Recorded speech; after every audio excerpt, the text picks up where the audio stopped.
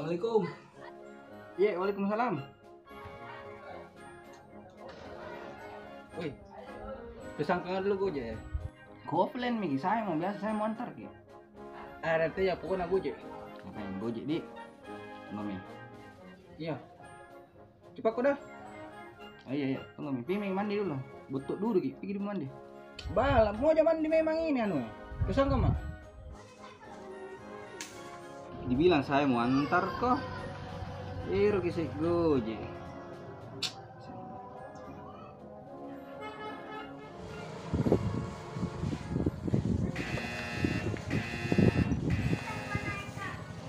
Alhamdulillah. Akhirnya dari 5 jam menunggu masuk Tommy orderan. Udah belan eh. Telepon ron deh. Halo?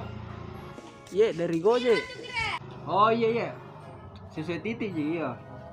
Minta maaf sekali nih, bocor ki ban motorku. Oh, dong. Oh iya.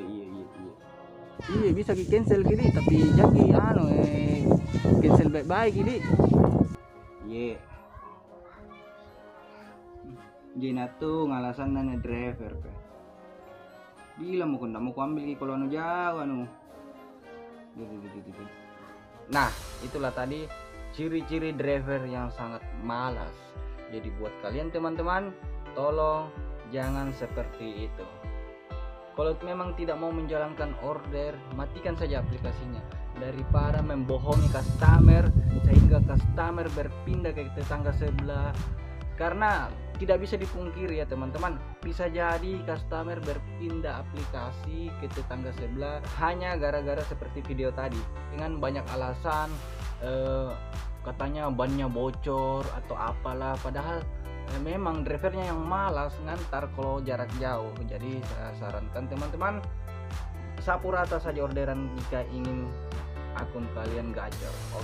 Oke teman-teman, sekian dulu. Jangan lupa di like, komen, dan di subscribe, dan mohon maaf jika ada yang kurang atau ada yang kurang sopan dari video-video saya ya. Oke, dan